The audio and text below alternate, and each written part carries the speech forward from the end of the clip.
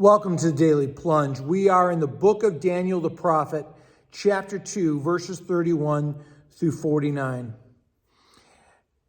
After the Lord has revealed to Daniel, because of his prayer and the prayer of his friends, right? Daniel now speaks the dream. He tells Nebuchadnezzar, this horrible, rotten king, I mean, he really is a bloodthirsty guy, what this dream is about this magnificent statue, right? Unmatched, dazzling, awesome in appearance, and it represents four kingdoms: the Babylonians, the Persians, the Greeks, and the Romans. And all scholars are pretty much agreed on that. He tells them, you are the gold head, because the Lord, you need to really pay attention to that. You have been given this power because the Lord put you in power so that you would have dominion and you would rule over others, right? God has done this because God uses the kingdoms of the world in his work throughout history.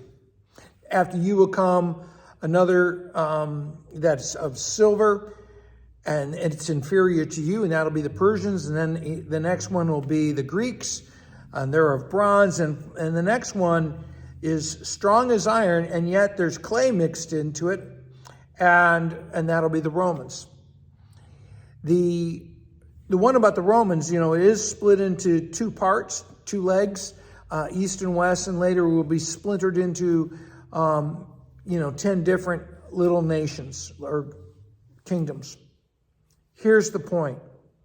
None of these kingdoms last. And in fact, he says that a rock will strike and knock down this statue, and then it'll all become like chaff that is swept away by the wind, not leaving a trace.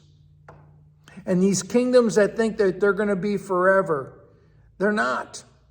And I want you to think about what kingdoms of this world are you investing your life in that aren't going to last. He speaks about how a rock is going to be chipped off of a great mountain and thrown at this statue and demolish it, this rock. And that rock is Jesus Christ, the stone that was rejected. And he is going to bring down all the kingdoms of this world, all the man-made kingdoms, to establish God's kingdom. And this really does establish the two kingdoms principle, that there's the kingdom of man and the kingdom of God.